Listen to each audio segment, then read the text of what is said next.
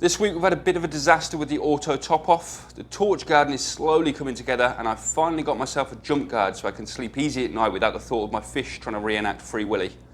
Oh, and I'm doing my first ever YouTube giveaway, so make sure you stick around to the end. Let's go. Don't you just love waking up from your day off to the sound of failing equipment? So this is what I woke up to on Saturday morning. The noise that you can hear is the return pump sucking air, which means the return chamber is running dry. There's only one thing that can cause it, and it's the auto top off not doing its job in replenishing the evaporated water from the tank with fresh RO water. You can see the optical sensor on the left side of the return chamber, and it's usually got an indicator light that's normally on, but it's off, which means there is something wrong with the auto top off. At first I thought I'd unplugged the ATO and actually forgotten to plug it back in, which wouldn't be the first time, but it wasn't that. So I checked the reservoir, made sure there was water in the auto top off reservoir, and that was pretty much full. I checked the connectors at the back of the tank and everything was plugged in fine. And I pulled the sensor out. That was my last resort. I pulled the sensor out to have a look at it to see if it was working properly. And the sensor housing is actually cracked and let water in. From what I've seen, it's actually not an uncommon thing. Quite a few people reached out and said they've had the same issue with this D&D optical sensor. So I reached out to you guys on YouTube community as to replacement options, and you guys absolutely delivered. It's pretty much unanimous. A lot of people that I trust in the hobby did suggest this this auto top off, and it is the Tunzi 3155 osmolator, the Tunzi osmolator 3155. So I do have a new auto top off to replace this one with. That is a job for later today. I've been topping this tank off for the past 24 hours manually. So yeah, I've got the replacement ready to go, and that will be done later today. I'll probably do an install video next week on installing the Tunzi. I've opened the box, and to be honest, it looks like you need a master's degree in electrical engineering to put this thing together. I've not actually looked through the instructions, but it's a lot more complex than I'm used to. I'm literally used to a power adapter jacks that just plug in and it's plug and play. This one looks a bit more complex, so I'll do an install video next week on that. We're going to do a quick update on the tank. I've removed the grafted Montipora from the top left side of the tank. Currently it's sitting on the bottom right side of the tank waiting for someone to buy it. So that's gone. I've actually replaced it with a frag rack. I did replace the nasty brown frag racks with this really nice one from London Aquatic Designs.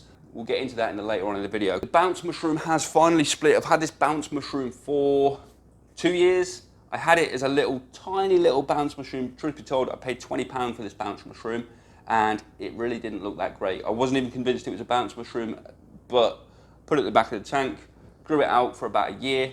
Then it looked like a really nice big bounce mushroom. Had it in a nano tank, decided nano tank's going budget, brought it back into this tank.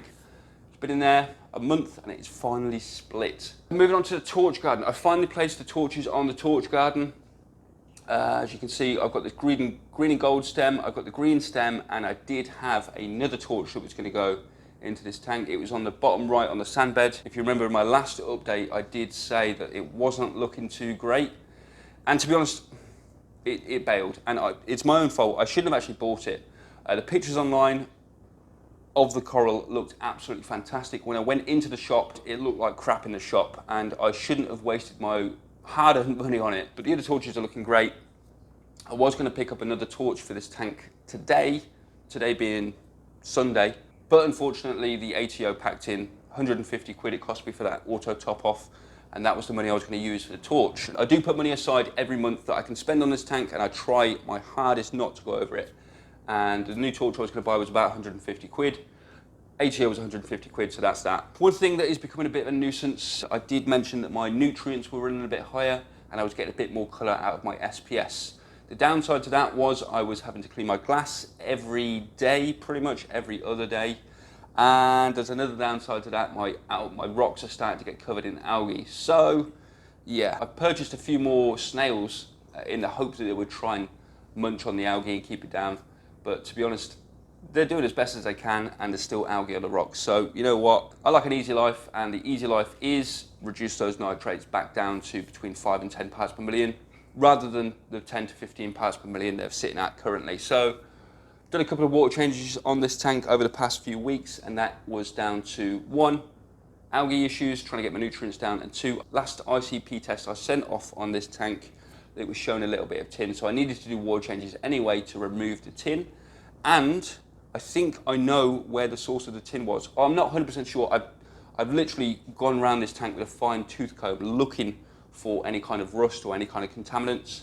Didn't find anything, but when I looked at the ATO sensor, it does look like it's rusting inside. So that possibly is the cause of the tin in this tank. I'm not 100% sure, but now it's removed. I'm going to do some water changes. I'll send off an ICP test in a few more months, and we'll see how we're sitting. Now, the keen-eyed viewers may have noticed a new jump guard, polycarbonate jump guard on this tank.